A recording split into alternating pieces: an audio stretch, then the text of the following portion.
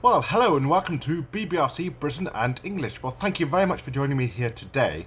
If I may, following the momentous occasion and solemnity and very sad news 3 weeks ago of the death of our monarch, Queen Elizabeth II, which I documented a few weeks ago, and following the last 2 weeks of, well, certainly the mourning, which ended last week, and the royals were mourning until, I think it's yesterday or today, I would like to talk a little bit about and review some of the events that took place, and talk a little bit about our Queen, who was the longest reigning monarch, reigning for 70 years. Well, it was with great sadness we heard the news 3 weeks ago, on the 8th of September. The Queen was born as Princess Elizabeth of York on the 21st of April 1926 in Mayfair in London. Although if you watch the news reports you may remember she also said she was Queen of Scotland, which she was, and she was part of Scotland because her mother was Scottish.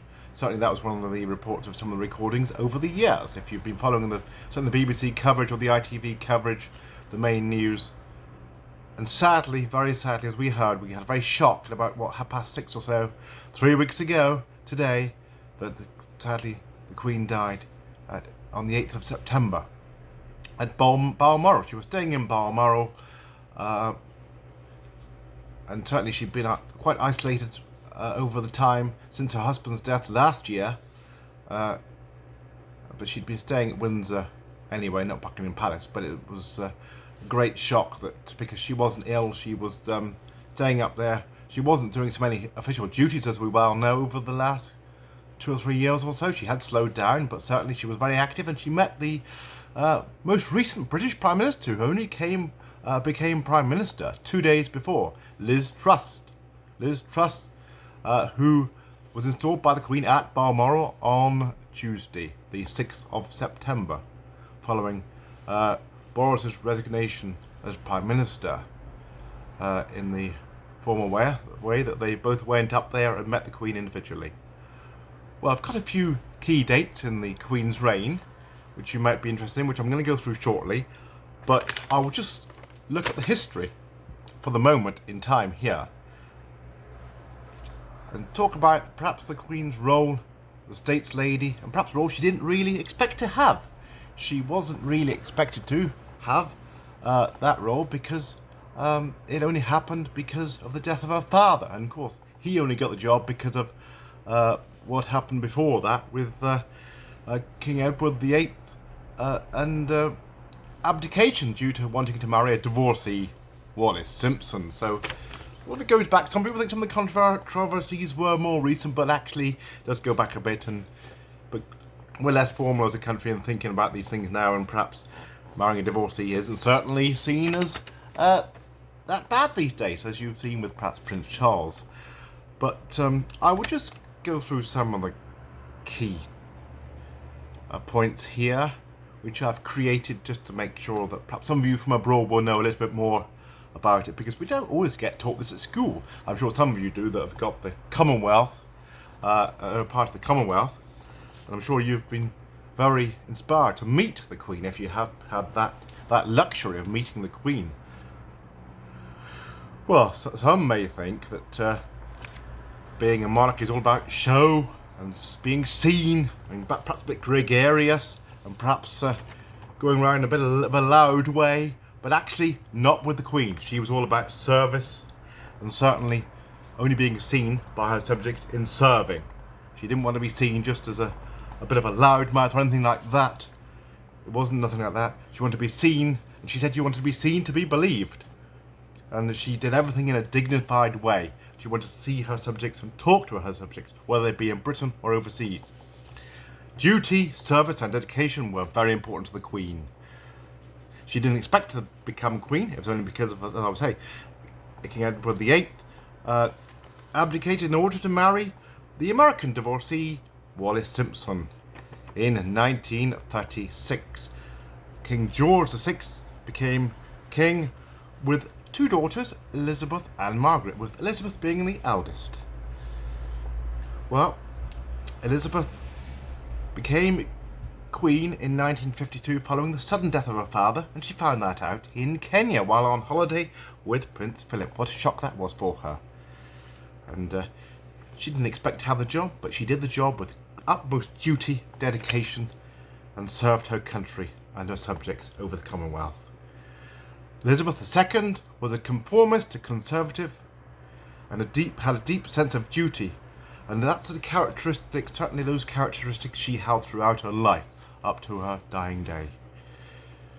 She became Queen, as I say, in 1952, and then the coronation took place in 1953, a time when most people didn't have television. So certainly in my grandfather's day, I think he bought a television for the coronation, as some other people did. And then, of course, in those days, you all knew your neighbours, and of course, if you didn't have, you could help them out in any way you can, any way you could. And he invited, as many people did, his neighbours round to see the coronation in 1953. And that was a new era where people started to buy televisions henceforth, certainly times were changing through the 50s, and of course the war was over, and a lot of poverty though. And there was certainly tough times because rebuilding took place, went I think through the 50s and 60s, and there was a lot of poverty in the country. But she undertook the challenge as well, and certainly being a lady, she had more challenges at the times when perhaps ladies didn't have such positions of authority, and she graciously overcame anything, and certainly she became very popular with Sir Winston Churchill. Now, the solemn news that we received exactly 3 weeks ago tonight was a shock to us all. When we've never known anybody else other than our monarch, and certainly most people in this country not known anybody else, and wouldn't want to really either. But sadly, it's happened. We really love the Queen, her dedication, duty and service, everything in a quiet, peaceful way. She didn't say very much, but what she said meant things. And this certainly is a good example. That was the Queen's speech, and also at Christmas, and also the COVID speech as well, and other gentle speeches she did to encourage us during tough times. Well, in the last 2 weeks we've had various respects paid to the Queen in Scotland and in London, and then up to the state funeral. And actually, in my particular case, personally, I did go to London. I did queue up for the lying in state. I was at Hyde Park for, I think it was about 8 o'clock in the morning. They let us in and we queued up, and I queued up with a number of people, and as you probably heard from the media, a lot of people got to know each other, got talking, and a nice bit of camaraderie in the queue. And I queued for between 14 and 16 hours, I think it was. I think I got through at about 10:30 at night, after walking about 7 o'clock in the morning, walking down to Hyde Park, got in the queue for about half past, and then all the way up through Bermondsey, London Bridge, Tower Bridge, and through eventually to Westminster, along and around to Westminster Hall at 10:30 at night, and that was on Friday. So that was the Friday it was open. So I was there, and also this was all televised, and I think probably it's still available, maybe possibly at the moment, on BBC Parliament, but I've not actually checked, not seen myself yet. So also the other thing which is very interesting and shows the immense popularity and love the Queen had was the tributes at Green Park, all the flowers there and a lovely array of colour there. Now I've got some photographs which I will try and post here at the end, so you'll be able to see those and any other material which would be of relevance. But certainly there was a lot of key characteristics written there, lovely poems, sympathy cards, notes from children. There was all sorts of people given dedicated time to paying tribute to the Queen in terms of written letters, some typed, even some framed material there, poetry, scriptures as well. And of course one big one will be, which I remember reading a few times, was "Well done, good and faithful servant." And it was a lot about faith, certainly the Queen's very strong faith, service, dedication and duty are words that I read a lot. Like I say, well done, good and faithful servant, which I will post that scripture as well. And also she said, grief is grief is the price we pay for love. And that's what she said, both the 11th of September, I think she said the American president, and also she said it when, sadly, Prince Philip died last year. She promised to serve and not she didn't want to be served. She wanted to serve. She wanted to be seen, and she thought it was very important to be seen. And certainly seen doing her duty, and which she did all the way to the end, until the very end. Now, also, a few days after I walked through the lying estate and queued for all those hours, I was asked by Rico to ice at All Souls Langham Place Church, which is near the BBC, not far from Oxford Street, probably about, when you're Oxford Street Station, it's probably about a 2-minute walk. I was asked if I may, graciously, so the Queen did everything graciously, there's a lovely photograph there. I was asked if I'd like to hand out some of these leaflets, and I think they had about 32,000, and they were all handed out. Some of the Americans wanted about 6 of them, some other people wanted a few for their friends and family. So we handed out these leaflets about the Queen's dedication and service and the exemplary duty, and all about her faith as well here. Faith in Christ. It's all on there. It's written by Roger Carswell. I think he was originally a Methodist. I think he's more ecumenical now. So I've got a few of those left as well, so anybody's interested, let me know. I'll try and put one somewhere where it can be, certainly if you're abroad, perhaps online, or even post it. We will sadly miss our dear Queen. She was such a role model, a great ambassador for Christ and ambassador for this country, and we just hope that things will, certainly, they will try to live out the Queen's will and ways, and certainly very conservative lady as well, always did very carefully, thought things through, and I just hope that happens with.